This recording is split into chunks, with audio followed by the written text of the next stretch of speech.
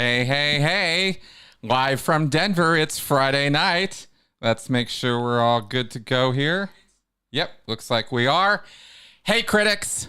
Happy to be here with you guys. Welcome to Critical Conversations for the February the 24th in the year of our Lord, 2023. Or as they would say in Scientology, AD 73. Oh, boy. Yeah, and as you can see, I am joined by my beautiful wife, Melissa. Hello. This is very fortuitous. There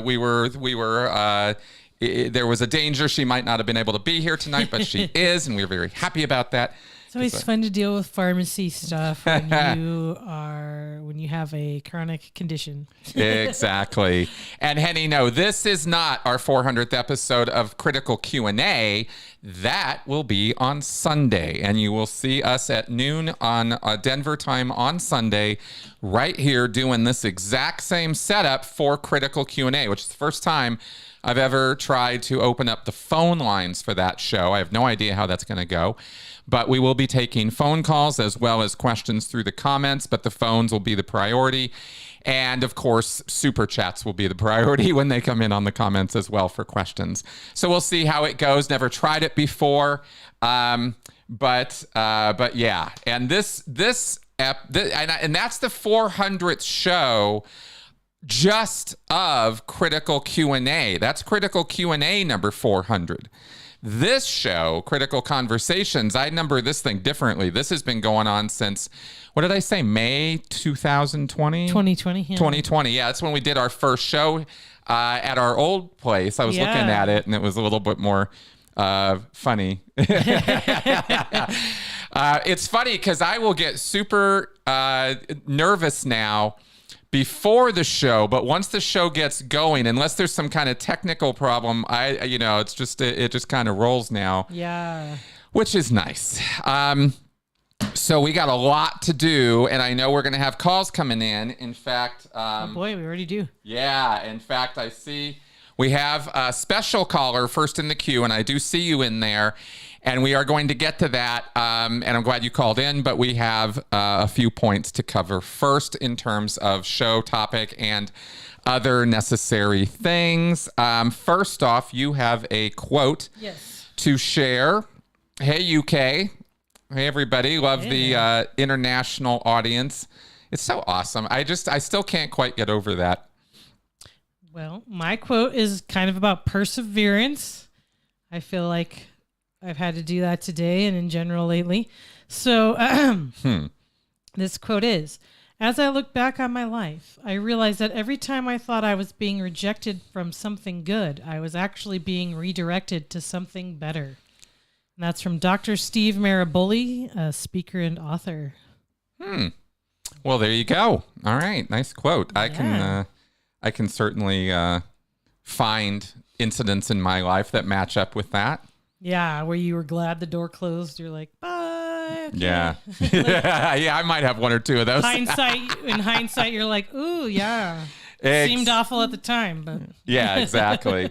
Saying you look awesome. Of course she does. Of course she does. Okay, so I had, before I forget or anything, and just to top the show off as people are arriving, let's go to some Benson cam. There it is. Okay. Here is our little fur baby. He's so cute. Yes, he is. He's got his little bunny. He got that little bunny this weekend. That's right. He loves it. Yeah, this is our little guy. Here, I just kind of shot him on some not-so-steady cam. Called my phone and just sort of he was sort of chasing me around a little bit or following me around, and I was trying to zoom in on him, and he just loves the camera. He is just this little adorable bundle of fun. So Yeah, so that's our Benson cam for this week. Our little fur baby. We do love sharing him Yes. with you all. I'm trying, as I did with Seven the Wonder Cat. I try half-heartedly with this stuff. Really, I don't post enough pictures of him on other social media places. But I'm trying to make him an internet sensation in the laziest possible way. Now, I wanted to. Mel brought up something earlier that I thought was worth mentioning because it was a little woo. Boy, am I glad I dodged a bullet a couple years ago. BetterHelp. Yeah. So I don't know if any of the rest of you watch her. There is a woman that sort of tongue-in-cheek, jokingly on YouTube calls herself Illuminati, spelled Naughti. But her real name was like Blair or something. But she does a lot of videos about like what are these corporations really up to. She calls it corporate casket. And this week's corporate casket, she was talking about things like BetterHelp. And let's say BetterHelp is an online therapy service, and for a very, very brief period, I was they were a sponsor of my show. And I'll try to remember the details I can, but in it's come to light that they are sharing your information with Facebook. They are being accused by one gentleman of being told by his therapist that, have you tried not being gay? and things like that are going on. There was another site that's getting information from them about you. Third party sites they're connected with. Yeah, and they're sharing data. Which they're not sure yet if they can go after them with HIPAA violations, because HIPAA was 1996.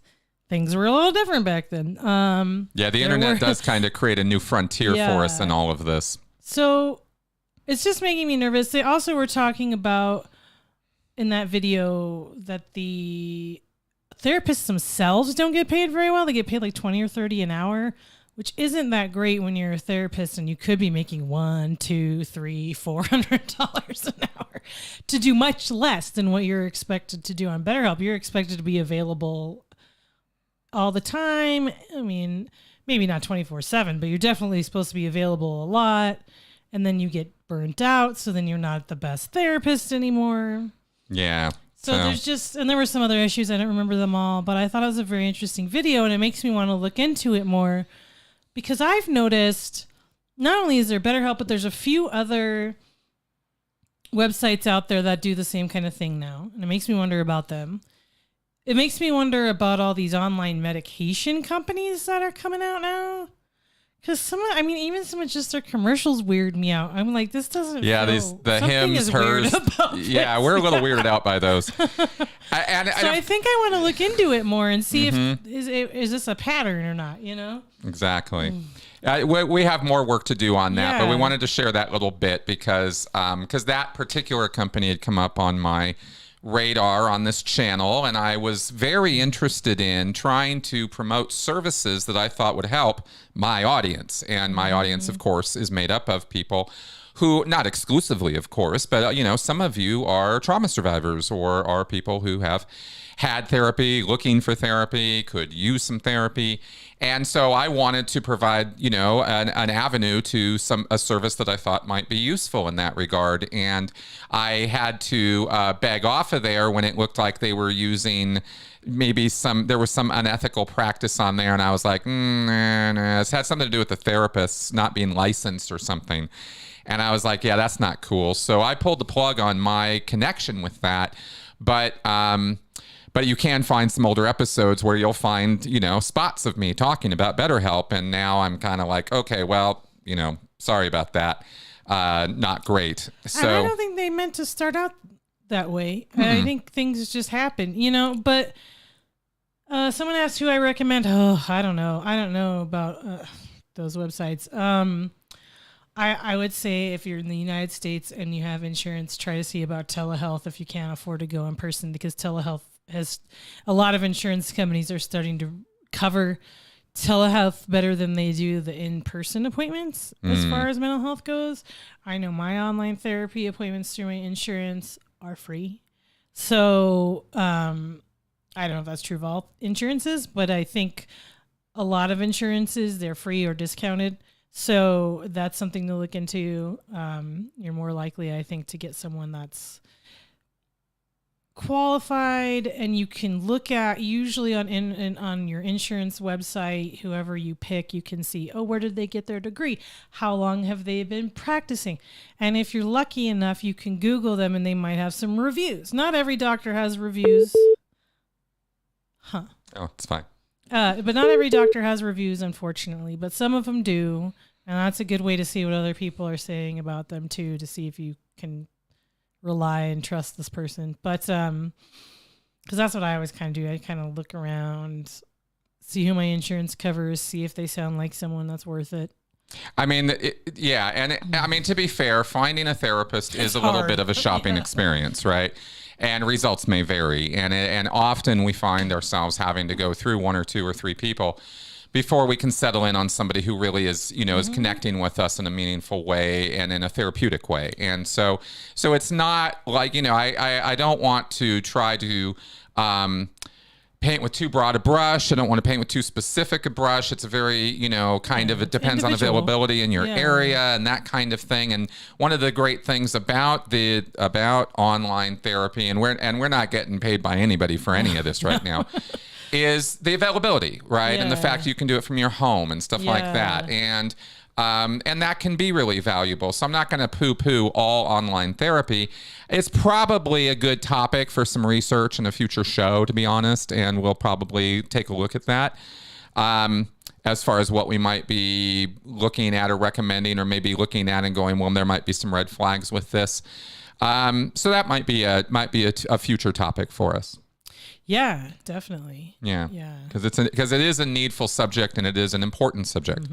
And I didn't want my name connected with something, not so great. And that's why I needed to take the time to talk about this a little bit. So when she brought it up, I was like, oh yeah, we're talking about this. Now let's move on, because I had some good stuff to share real fast, and then we'll get into the cult recruitment bit.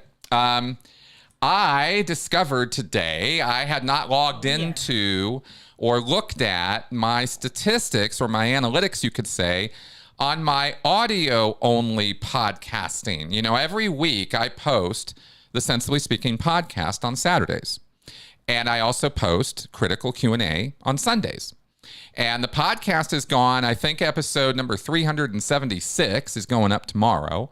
And we're doing number 400 of Critical Q&A on Sunday. Well, all of those have been turned into audio podcasts, that also, not just videos, on YouTube. And I've basically been mostly just paying attention to my numbers on YouTube. So lo and behold, when I finally logged back in on the Sensibly Speaking podcast today, I found out, much to my surprise, that I've got hundreds of viewers, or rather listeners, daily on that podcast. And according to the analytics, they're actually going through the whole, most of the shows. In the last 30 days, there's been 20,000 listeners of my Sensibly Speaking podcast. And I am totally bragging right now, because I didn't even know this. This was like, I was kind of looking at the YouTube numbers and going, God, I really wish I could get these podcasts out to more people. And I, dumbass me, didn't look at the statistics here. So I thought I'd share that with you, because it was really good news, So if you are a listener of those podcasts, thanks. And share the fact that there is an audio only version of those two shows that I post every week. We are not doing this show audio only as a podcast. This is just on YouTube, but the podcast and the Critical Q&A, it's all there for people. So thought that was kind of fun. Yeah. Thanks guys. It was definitely a nice, ego boost today, because sometimes I get a little down about those numbers, and I suddenly was like, wow, I've got an entire other audience happening that it's not like I need to do anything different to cater to that audience. It's the same content you guys see. It's just audio only. So wow, great. That's awesome. So when people say, Chris, you're having more of a reach than you know. Yeah, they were more right than they knew. And yes, thank you for that plug, Debbie. I do have merch and all that too. All the links are in the description section of all of my YouTube videos. Get some merch. Get some merch. That's right. Thanks, guys. Okay, let's get on with the topic of the show here, and then we will get to the calls. We're 15 minutes in, so I'm going to take a few minutes, and I'm going to talk about cult recruitment, okay? As usual, I have my Post-it note of glory here, and I listed out 6 things, just kind of what is it that draws people into cults. I have talked an awful lot over the years about trauma, and people come in because they're emotional needs, and there's usually some kind of traumatic episode or loss or change in their life. Well, sure enough, that is absolutely a reason people will join, but there are other reasons too. So what could they be? Well, this is not an exhaustive list, and I am going to say right from the get-go, anyone can be gotten into a cult under the right circumstances or with the right deceit or lies or deception. Oh, in fact, I was going to point out, what are we talking about with cults? What am I even talking about when I talk about cult recruitment or destructive cults? We're talking about, here's another way of thinking about cultic groups, maybe from a slightly more sociological rather than psychological perspective. Groups are groups are groups. We all have groups we're part of. There's tons and tons, millions of groups have existed over time. Clubs, hobbies, sports, activities, jobs, nations, institutions. All of these things are different groups that we become part of. And when we become part of them, we enter into this sort of status, social hierarchy thing where we have a position, and those positions give us power, but they also, or influence or status or whatever, but they also give us responsibilities. And the head or leadership of any group has a major degree of responsibility for the direction the group is going in. Is it accomplishing its purposes and goals? What is it all about? The dissemination of the group, right? The promotion of it, the propagation of it.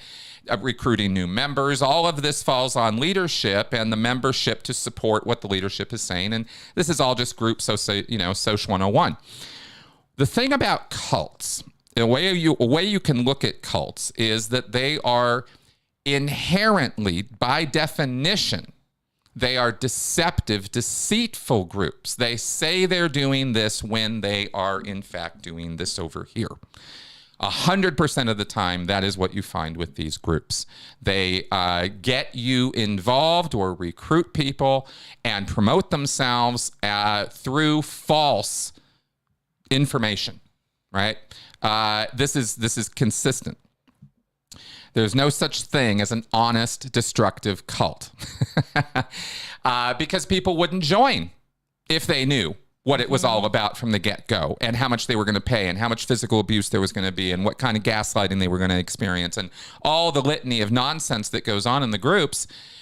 But you can say at its core, it's a deceitful, deceptive group that actually has the sort of unique characteristic of purposefully betraying the trust of its members. By design, that's what it's doing. And this is another way of looking at it that might help clarify, because I've said over the years, look, governments, the military, broad, huge religious umbrellas of Christianity or Judaism or Islam, that's not a destructive cult. That's a different thing. You can have abusive activities in any group, but is the group by design deceitful and deceptive and not informing you in any way of what's really going on? That's a really important part of this. So that being said, why would people join these groups? Well, they just generally get lied to, or there's some, smoke and mirrors, song and dance going on to entice them in. But what are they trying? What's the person trying to do? Well, solve a problem. They have some problem in their life. They have a problem with their spouse. Right? They have a problem with maintaining a job. They have a problem with getting a job. They have a problem with their kids. They have, any number. The list goes on and on for to the thousands. So they're trying to solve a problem, right? Maybe or maybe not. there's trauma involved in that problem. That's not really the point. It's there's something they need help with, and this group purports to help them with it. We'll solve all your problems. That's right. So, hey, Clearwater Chad's on board. Cool. All right, so solve a problem, deal with a trauma. That's another category that you could look at, right? Somebody comes in because they're traumatized. Yes, it's a problem, but it's kind of a more specific problem. They have losses. They are confused. They are upset. PTSD, complex PTSD, often. Depressed, anxious, right? Some kind of mental thing, psychological thing, all of this, dealing with trauma, okay? That and trauma is specific for individuals. Your trauma is not my trauma, is not her trauma. Everybody's going to deal with the problems and situations in their life differently, and what they bring to the table, what they're equipped with to solve the problems, has an awful lot to do with what's going to end up being traumatic for that person. Which is one of the reasons why it's so maybe not a great idea to be judging other people's trauma. Unless you kind of know more about what you're talking about, right? There are professional victims out there. There is trauma porn. There are people who are trauma porn actors and actresses, right? Who try to, game the system using trauma-based words and ideas. So that exists, but that's not what we're talking about. We're talking about real trauma here. Okay, obtaining status or community. Both kind of go hand in hand. You only have status in the community that matters to you. That's kind of a part of the picture, right? That social hierarchy and where are you at in it? And maybe you want to move up the ranks. Maybe you want to be better in your group and you think this group can help you with that. Or you want to be part of this new group, this cult group, and you want to attain status and importance and be somebody. Because maybe you're not somebody in the other groups you've been part of, or there's something holding you back or keeping you down, or you feel there is something holding you back or keeping you down. So these groups will appeal to that and say that they will fulfill that need. And honestly, often they do. This is one of the biggest reasons people will stick with Scientology for as long as they do, even after they recognize within themselves, this isn't really doing what I thought it was going to do. This isn't really giving me everything I thought it was going to give me. I've paid a lot of money. I've given all this time. I don't have superpowers, or I'm not, aware, or I'm not this, or I'm not that. But look at the status I have. Look at the importance people grant me because I'm an auditor or a clear or an OT. And of course, now in Scientology, the status is all about monetary donations. The people who have donated more and more and more have higher and higher status. And that's the new rank in Scientology, is money. Not even very new, really, but basically that's more of a Miscavige thing than it is a Hubbard thing. Hubbard ranked people by how well they were trained in Scientology and how far they'd gotten up the bridge. Miscavige is all about the Benjamins. Validating identity. This can be a reason why people will get involved in destructive groups, right? Is they feel a particular way, and this group says, yep, right, this is gangs, for example, okay? Not an innocuous example. We don't have to go into identity politics and ideology and all that to go into this. They're seeking it's a status thing, but it's also an identity thing. They feel weak, uncertain, their ego is bruised, or they feel like somehow they are lacking in identity. And the group offers that. You can be a fill in the blank, right? For whatever the group offers. You can be a black belt, and they'll join a martial arts cult, right? That happens. Doesn't mean you're flawed. None of these mean the person's flawed for wanting these things. That's not the point at all. It's the group is deceitfully fulfilling the need without really fulfilling the need. The need's only fulfilled in name only, or only on a superficial level. Maybe they solve a few problems for you. Maybe they solve a little bit of trauma for you. Maybe they give you some identity, but then suddenly you find yourself entrapped in a world that is way more coercive than you ever thought it would become. And that's the common denominator here. All right. The last two is becoming more powerful / influential. That in itself can be a goal. It can be, and some people see Scientology, for example, and they go, oh, this is a place I can actually get away with whetting my maybe not so, great appetites on people. Maybe this is a place in the Sea Org, for example, where I can, beat up on people with impunity because I'm on purpose. I'm in ethics and they're not, and I'll show them. And I'm going to have power and influence and this can become a motivating factor to join and or stay in one of these groups. And finally, last one I wrote down today is achieving a goal or purpose. Different from solving a problem. Might be world peace, might be saving the planet, might be, clearing the world, might be solving hunger, might be a million things as to what purpose it might be, but it's usually going to be some good thing, some star high goal, some amazing thing that they're going to accomplish. And this was one of the things that bit with me was, the humanitarian cause of it. And there are lots and lots of very good groups out there that do lots of good humanitarian work. Church of Scientology doesn't happen to be one of those groups. They say they're doing all the good, but what are they really doing, right? When you actually run the numbers and look behind the scenes, you see it's all just PR fluff. Run-of-the-mill stuff for cults. Okay. So that is my list of a quick rundown here on why people get recruited into cults.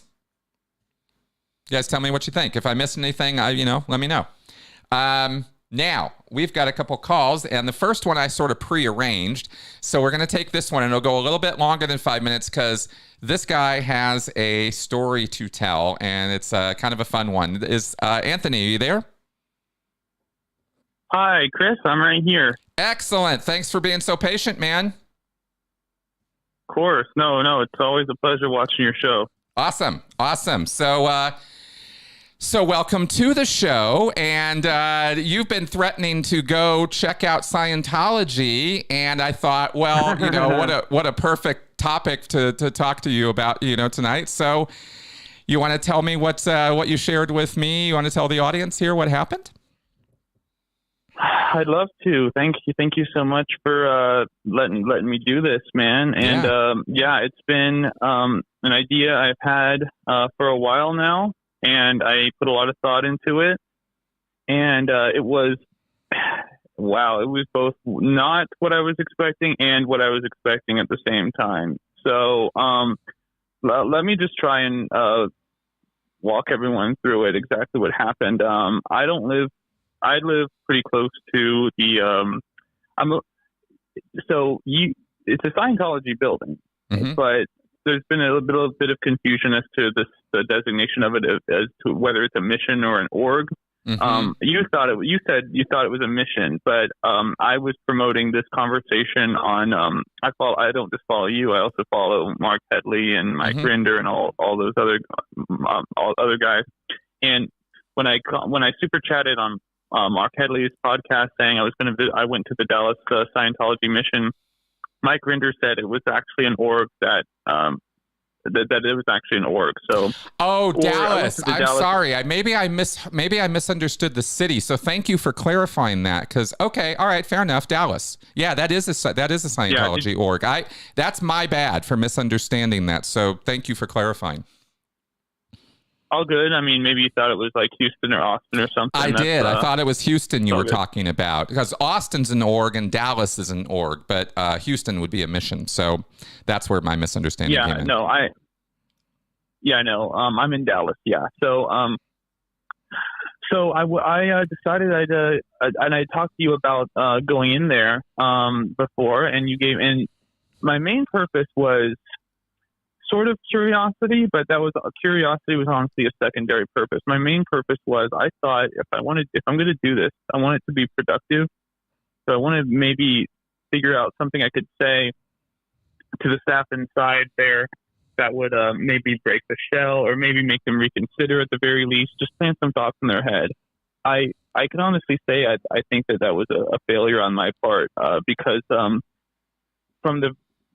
walking up to the front door, I had a very involuntary emotional reaction, and it was unexpected. I think it was just sort of accumulation of all the information I've consumed from you and from so many others talking about your experience.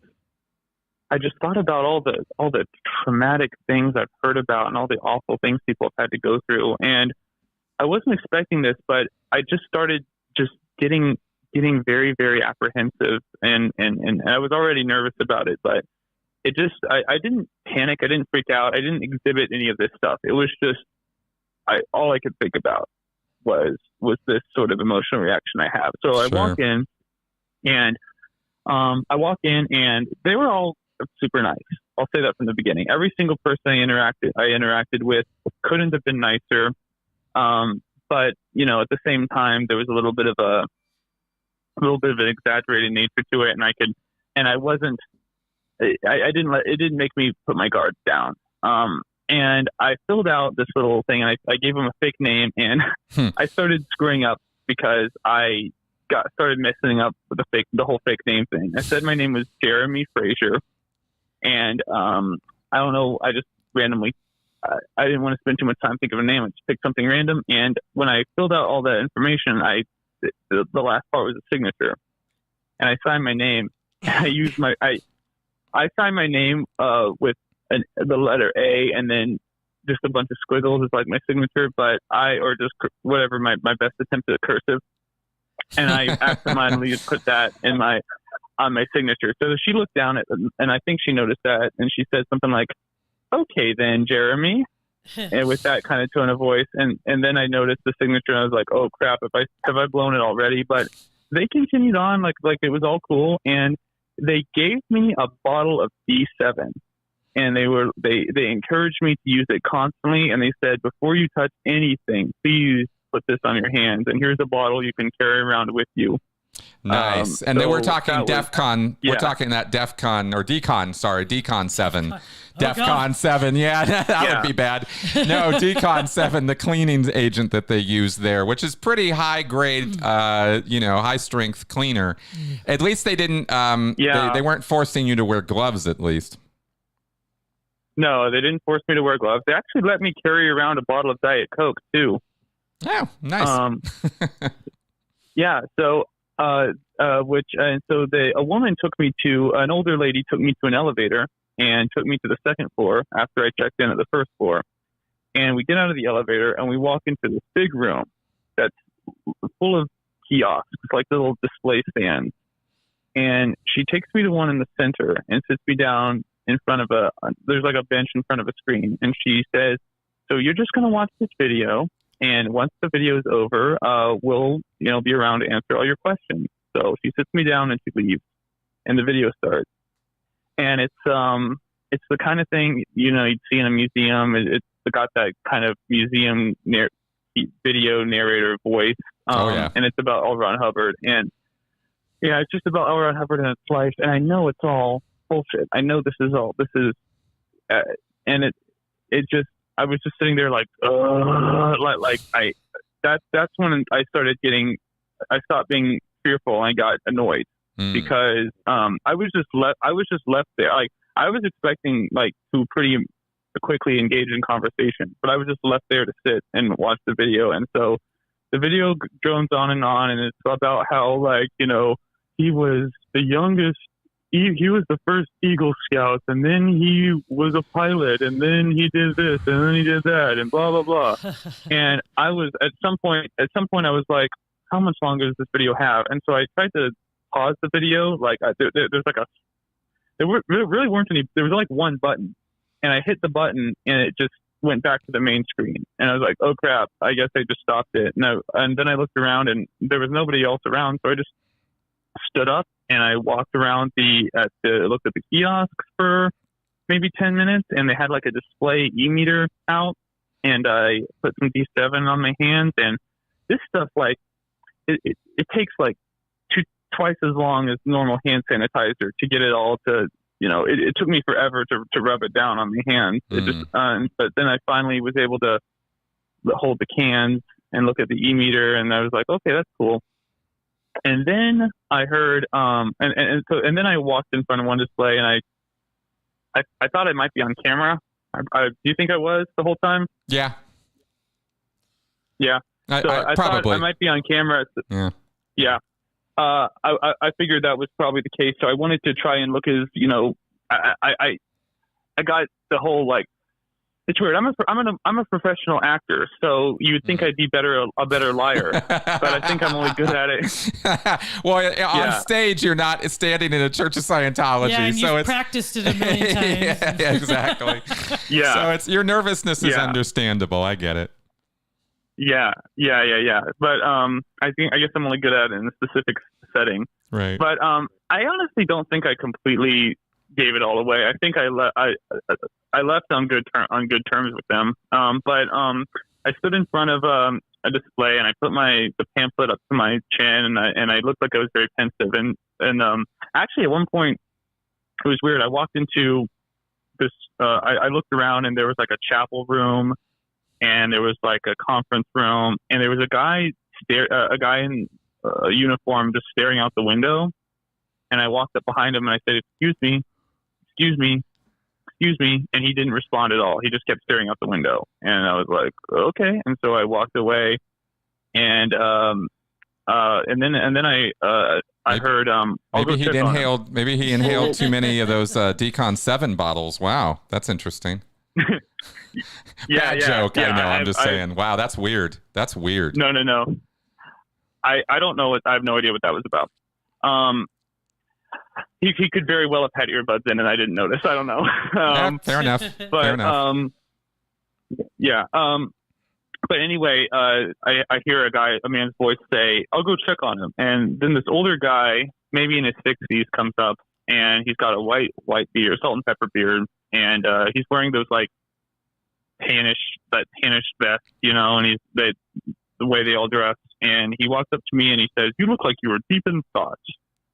And I said, "Yeah, I was just looking at these displays." And so we just started casually chatting. And I as soon as I could, I brought up the questions that you prompted me to ask, which is you said, ask him, what do you like about Scientology? And he'll tell me. Mm-hmm. And then you said, ask them what you don't like about it. And they'll say nothing. And I'll go, really? Nothing? And that will plant a seed in their head. And it didn't quite work out that way. So, fair enough. What happened? I asked, what do you like about it? And he said, it makes sense. It's it works for me, and I understand it, and blah blah, very basic generic stuff. And he explained all that. And then I said, okay, what don't you like about it? And he thought for a second, and he said, I wouldn't say there's anything I don't like about it, but there are challenging things about it. Because and he said, like, what's challenging about it is that people will sometimes have, because you're helping them, sometimes the help, it's like ripping the Band-Aid off, or it's like, you can't make an omelet without breaking eggs. Sometimes you get some pushback, and that makes things difficult. But at the end, that it's worth it. And so that was what he said, is that makes it challenge. That he said, so that wasn't quite the answer I was expecting. So I didn't quite know where to go with that. But and then he just started immediately like talking about psych drugs, like psychiatric. Like he just started like talking about and I was sort of expecting that, but I was just sort of taking it back, like, okay, I guess we're talking about this now. So exactly, he had to get off that topic quick. Yeah. And so and his name was Force, by the way, which I thought was interesting. That's what he said. Right. Force. Force. His name was Force. And I even said Force, Force, and he said, yeah. So I thought that was interesting. But and then when he started going into about psych drugs and how like the abuses of psychiatrists and all that, I said, so why are they doing this? Are they all like, why are they doing this? What's their end game, is what I asked him. And he said, you're asking me? Who knows what these guys are thinking? Like something like that. And then I said, well, my late grandfather was a psychologist, and that is absolutely true. And Dr. Raymond Spurgeon. And I said, was he a bad person? And Forrest said, oh, no, psychologists don't prescribe drugs. I'm talking about the drugs. That's the problem. That, and everything. And I said, okay, really? Yeah. Because I always thought he was a good guy. And then Forrest says, I'm sure he was to you, or something like that. Right. But so that was sort of weird, because he had literally just said, oh no, I'm not saying your grandfather was a bad guy, but then saying I'm sure he was to you, that kind of seemed to imply so it was sort of it happened twice with him. He'd say something, and then the very next thing he'd say would be something that implied the opposite. That's right. So that's right. But pretty soon, so yeah, that was at about that point was when, I just had the feeling of this is off. This is weird. I'm uncomfortable. I don't like the feeling I have right now. I know I have studied, I've studied this stuff so much. I'm so fascinated by it, and I love listening to you, and I love listening to Mike Rinder and all those people. But something about actually being in the building was just, I just couldn't take it anymore. So after that, with Forrest, I was like, well, thank you. I kept it polite. I kept it everything. And then he said, what's your name? And I said, Jeremy. And he said, which is it? Is it Anthony or Jeremy? And I thinking quickly, I said, well, my first name's Anthony, but I go by Jeremy. It's my middle name. So I'm used to, I go by that. And he said, oh yeah, Forrest is my middle name. And he told me his first name. I can't remember, but, so then I said, well, thank you so much for your help. I think I got to go. I think I'll be going now. And so I started to walk away. And then he said, don't wait. I want to give you something. And he gave me a Way to Happiness pamphlet. And so I said, thank you. And then I went down the elevator and I said goodbye. And I said goodbye to the lady at the front desk. And she said goodbye. Thanks for coming. And I walked out. Yep. And I sat in my car and I took a few deep breaths. I just put my hand on my chest and I just went, yeah, a little nerve-wracking, huh? A few times.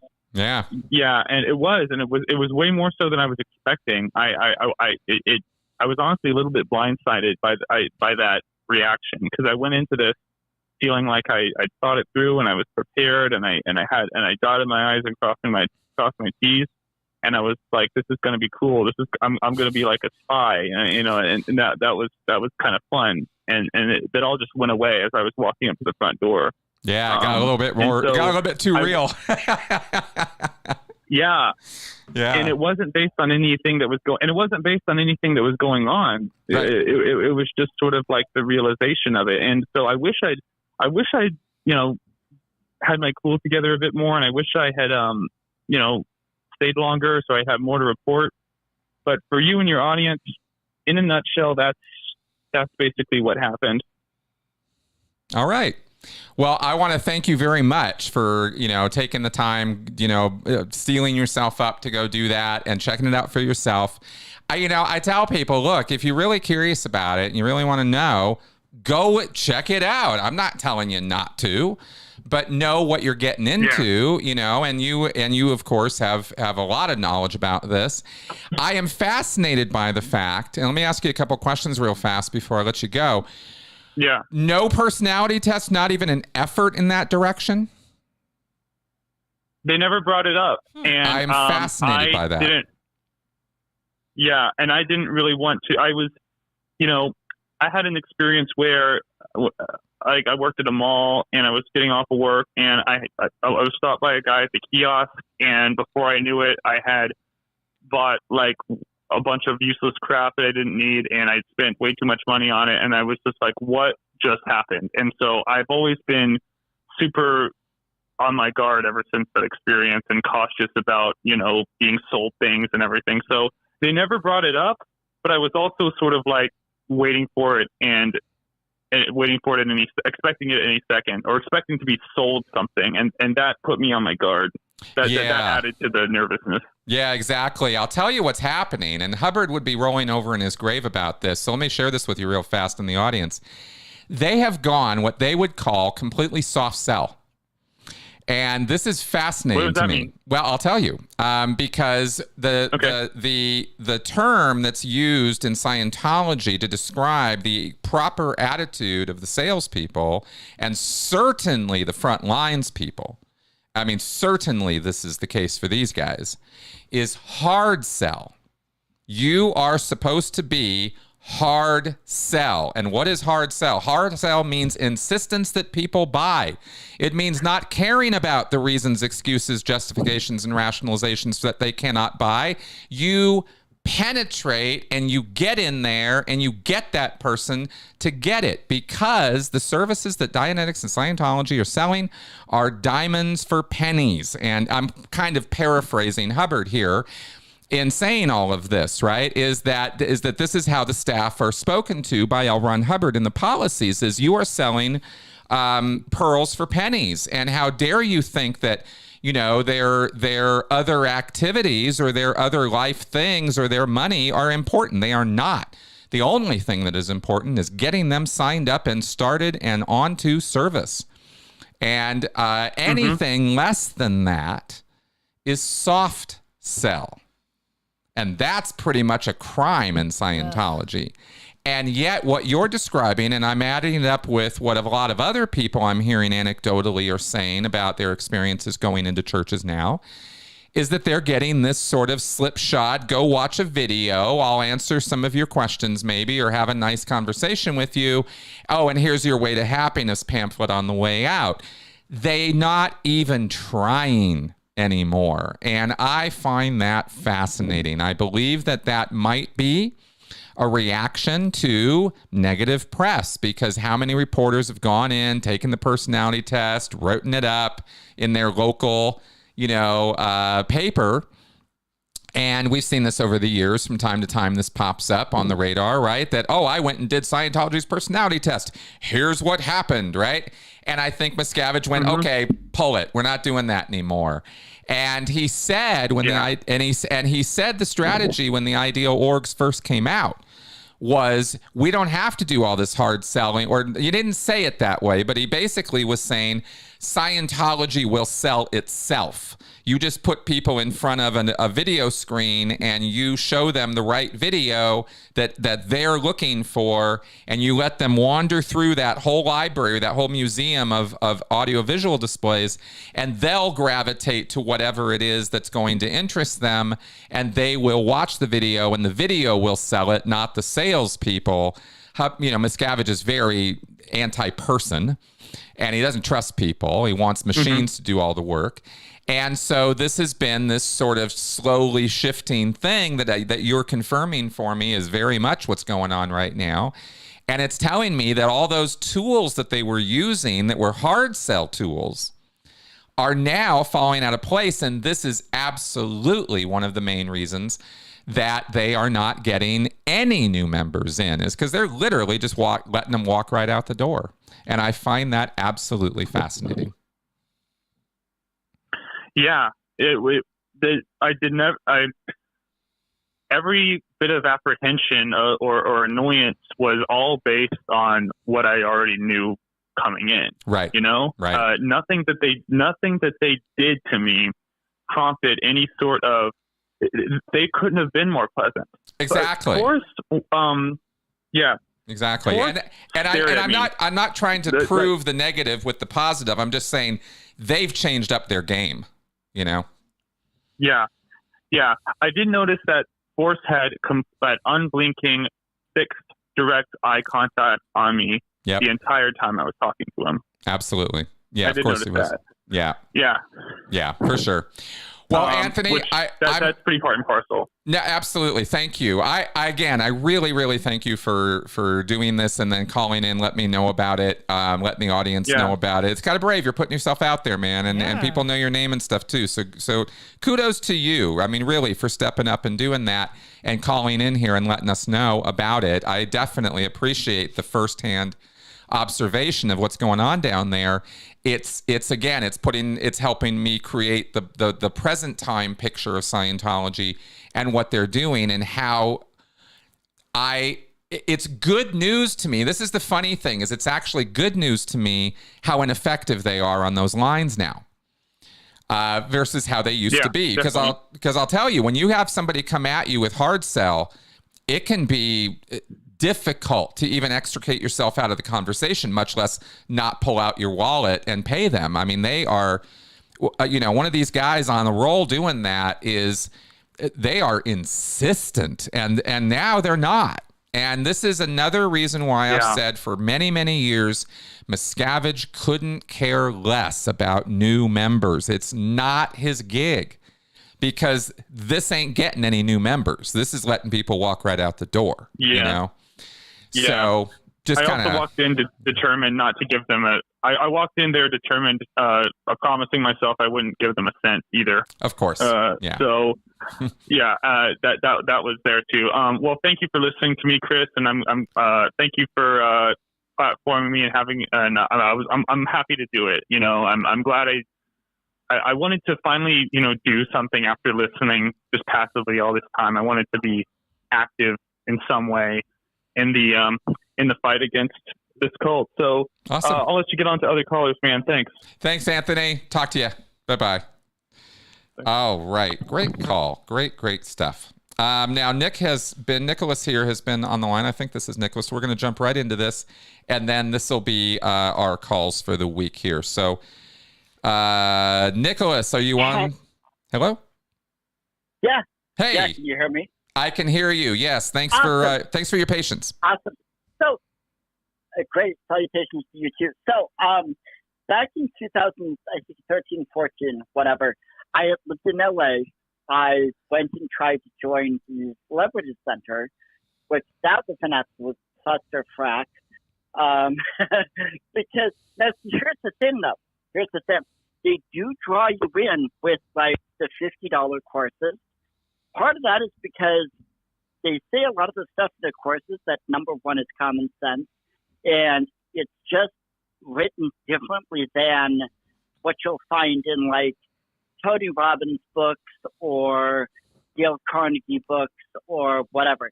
It's the same exact stuff. So that's how they pull you in. Yep. However, once they find out you don't have any money, then their attitude changes pretty significantly. They've got like a little theater thing down there, and they kept trying to get me to. They basically they had a few acting classes and whatnot, which weren't really any good whatsoever. Kind of pathetic, really. They did have where they would do the little they would talk about their the little books like The Way to Happiness or that stupid friggin' vitamin whatever the heck it's called, the health thing book or whatever. So, and at the time, it took me like an hour and a half to get there by bus. They did not. I used to take my bike there, but every time I would park the bike inside the gates, I would come out and both tires would be flat. So I'd have to get the security guard to lend me his bike pump. Wow. And which they had some kind of like housing thing across the street with the garage. So I would have to borrow the bike pump up the bike tires to be able to go and leave, right? So I eventually would just either tie up the bike outside the gates or not even bother with the bike. It was very weird. Secondly, with the theater thing that they have like down in the little basement area, very creepy. So they would do the Can you remind me again, Nicholas? I'm sorry to break you up here. I just want to get where was this exactly? Celebrity Center. Celebrity Center in Los Angeles? Yes, sir. Okay, thank you. Just wanted to clarify the location. So this was your experience going in or around Celebrity Center, Los Angeles. Okay. Yes, sir. Thank you. Yes, sir. So basically, they did at one point try to get me to join the Sea Org, but I literally told the guy, I was like, my personality, I'm too much of a trickster. I literally used that word, and they got all creeped out. But I was like, okay, whatever. I mean, I did enjoy. I mean, the thing of it is, like some of those books that they have, like The Way to Happiness, it's no different than anything you'll read from Napoleon Hill, Tony Robbins, Dale Carnegie. it's just written differently. And the thing of it is like when you first get into that kind of a church or whatever, because again, I was trying to, be an actor in LA. I thought, I'm going to meet my fellow actors. What I met were mostly narcissistic, self-absorbed, born with a silver spoon in their mouth, types of people, just not. Just people that I didn't really want to be around whatsoever. Sure. And I clearly was obviously not one of them. And I like the with the theater thing. Like the second time that I had gone down there, they were doing I can't remember the vitamin book. Their stupid thing about taking vitamins or some. Oh, Clear Body, Clear Mind. Yeah, Clear Body, Clear Mind. So the guy presenting it, he's not answering any questions. I'm wanting to have a discussion about it, right? He's just following a script. I literally, in the middle of it, I just stood up and I left because I was like, and they're like, "Why are you leaving? Why are you leaving?" And I'm like, "It takes me an hour and a half to get here by bus. This is not worth my time." Oh my goodness! You would have thought that I had just taken a big old dump on Ron Hubbard's grave. Wow! I mean, it was ridiculous how butthurt they got. Wow! Funny? When was this? This was, I think, in 2013. Okay, so 10 years ago. A little bit of a difference. Interesting. Yeah. Well, and then in 2014, what happened is I mentioned this earlier to you. I had fallen in with somebody who claimed to be a real estate guru or whatever. So I had gone to prison for like a year and a half, right? Yeah. Like after this year and a half, it's about 2014, 2015. I go back to the Church of Scientology because I'm thinking, I know some people there. Maybe they can give me some guidance. The one guy who I knew there, the letter I had sent him, he basically, I guess, had done an ethics thing. He was no longer there. The security guard who I was friends with, no longer there. Mm-hmm. The new people, they treated me like I was a squirrel. Let's just say that. I know you wouldn't. I know you know what that means Sure. in Scientology terminology. Yeah. A big old fat squirrel, right? This security guard that they had then, back when I went in 2015, I think it was. I mean, I don't know what his issue was, but he was so nasty to me. When I walked out of the gate, I turned around, looked at him, and I said, "You know what? You'd have made a damn good SS officer." Okay. No expression from his face. He just no expression whatsoever. I just turned my back and left. It was weird. Oh my goodness! Sounds like it. Sounds like it was. All right, Nicholas. Well, unfortunately, we've run out of time, so I'm going to have to let you go. But I definitely appreciate you taking the time to tell me about this. So thank you. Okay. Yep. You have a great night. Bye. Bye-bye. All right. Yeah, just sometimes we just run out of time, and there we go. I don't think you dropped the call. Oh, did I not? Yeah, I got it. Okay, good. It was just being slow. Okay, so yes, indeed. Well, we have run to the end of our show, so I am not going to be taking any more calls today from Clearwater Chat or otherwise. But thank you guys for the thing. I needed to say specifically, by the way, because I always try to do this by name. I wanted to thank the super chats that came in from Ava and Darla. Thank you very much for those. Thank you. And from Catherine Olson. Yes. Hi, Catherine. Awesome you're here. And I totally got your comment here where you say they probably suspected that he, meaning Anthony, wasn't legit and was just checking things out. We had people like in Columbus. We didn't always do an OCA. Fair enough. Makes total sense. In fact, it made me wonder whether that guy staring out the window was actually somebody just keeping an eye on our friend. And maybe they had spotted him early on as some kind of a problem.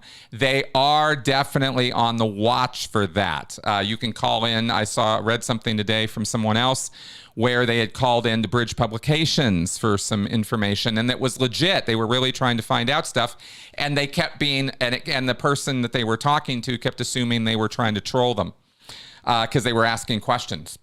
So they're definitely on, pins and needles a little bit, because I'm pretty sure they do get a lot of trolling now. And I don't particularly recommend anybody does that. I don't think that's a good idea. Antagonizing Scientologists is never a good idea. All it does is confirm and make them double down on their beliefs. And that's why I'm not down with that. I'm well aware that this is a controversial opinion and other people have very different ideas on this. That's my idea on it. So thank you all the super chats and the comments and everything. You guys were awesome tonight.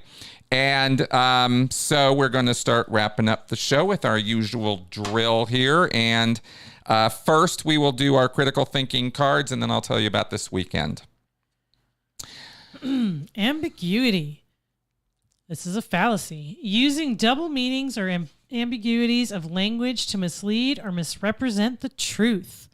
When the judge asked the defendant why he hadn't paid his parking fines, he said that he shouldn't have to pay them because the sign said "fine for parking here," and so he naturally presumed that it would be fine to park there. Okay, maybe some logical error there.